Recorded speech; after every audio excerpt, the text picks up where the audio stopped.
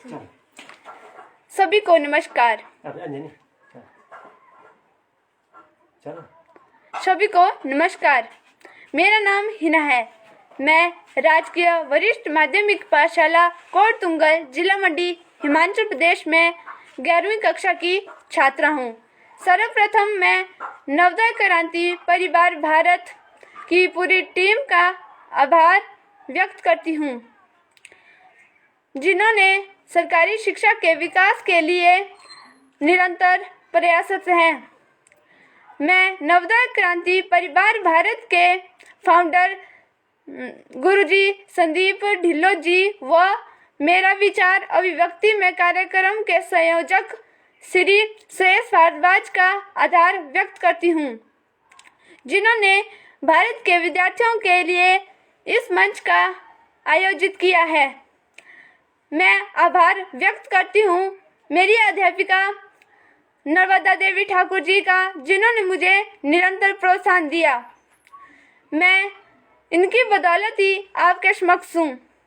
मैं दहेज प्रथा के बारे में अपने भाव और विचार को व्यक्त करने जा रही हूँ। भारतीय समाज में फैली हुई अनेक कुरीतियाँ गौरवशाली समाज के माथे पर कलंक है। जाति पाति, छुआछूत और दहेज जैसी प्रथाओं के कारण विश्व के उन्नत समाज में हमारा सिर लाज से झुक जाता है। साथ पर में अनेक समाज सुधारक तथा नेता इन कुरीतियों को मिटाने का प्रयास कर रहे हैं, किंतु इनका समूल नाश नहीं है। दहेज प्रथा तो दिन प्रतिदिन भयानक रूप लेती जा रही है।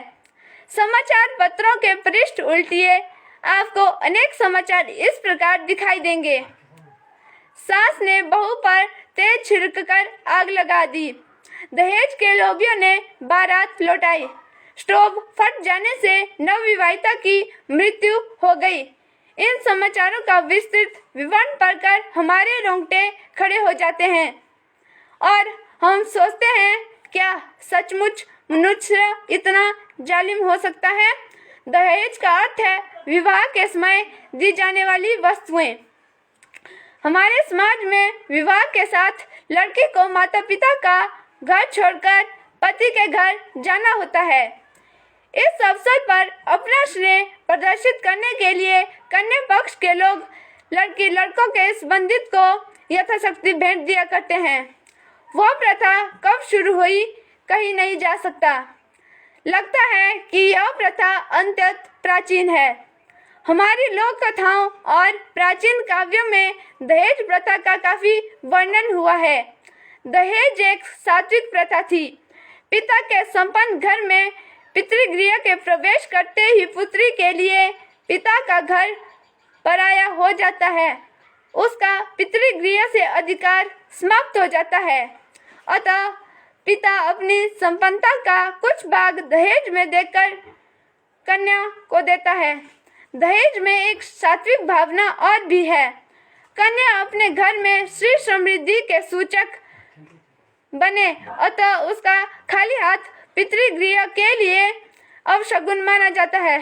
फलतः वह अपने साथ वस्त्र, भूषण, बर्तन तथा पदार्थ साथ ले जाती है। कब तक वो यूं ही अबला बनकर चीखेगी चिल्लाएगी? कब तक वो यूं ही अबला बनकर चीखेगी चिल्लाएगी? कब तक नारी यूं तू दहेज की बलि चढ़ाई जाएगी?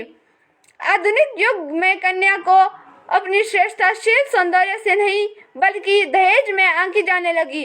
कन्या की कुरूपता और कुसंस्कार दहेज के आवरण में अवांछित हो जाए।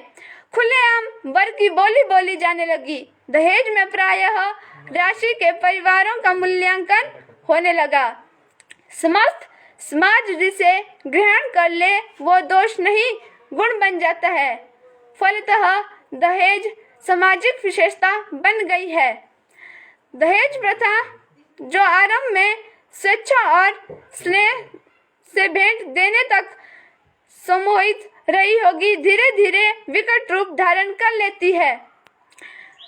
वर पक्ष के लोग विवाह से पहले दहेज में ली जाने वाली धनराशि तथा अन्य वस्तुओं का निश्चय करने लगे हैं।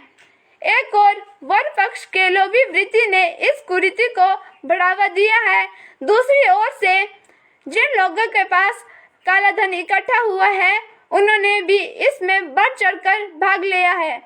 इनका देखा देखी अथवा अपनी कन्या के लिए अच्छे वर की तलाश करने में इच्छुक निर्धन लोगों को भी दहेज देना पड़ता है।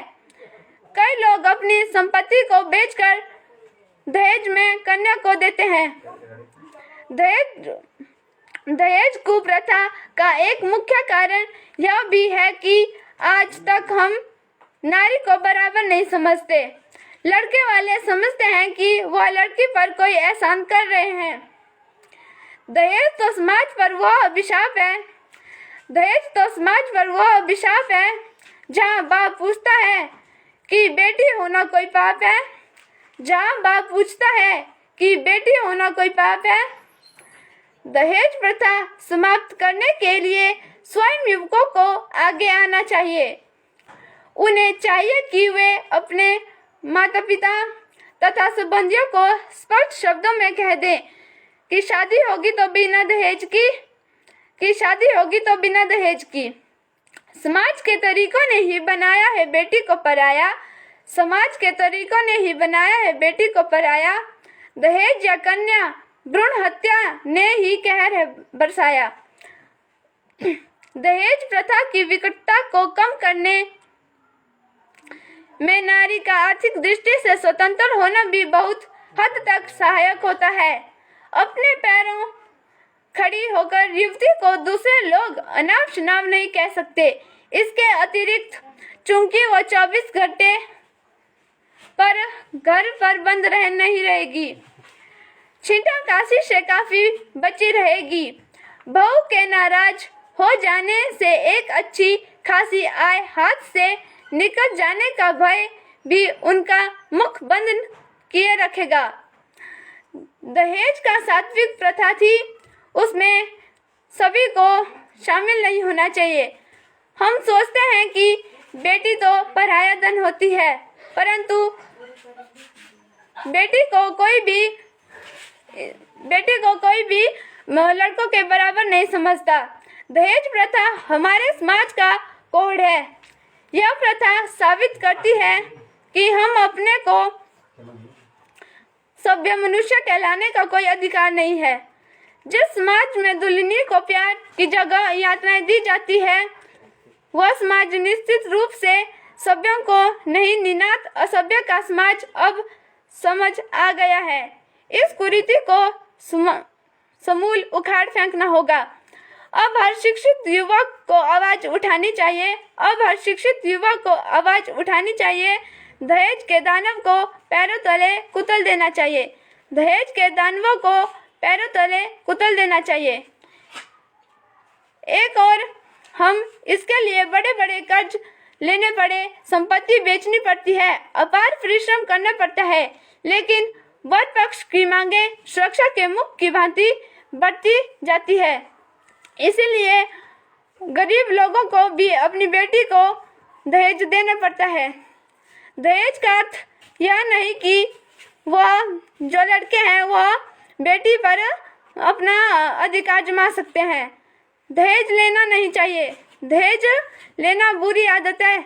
इसको हमें जड़ से उखाड़ फेंकना चाहिए। धन्यवाद।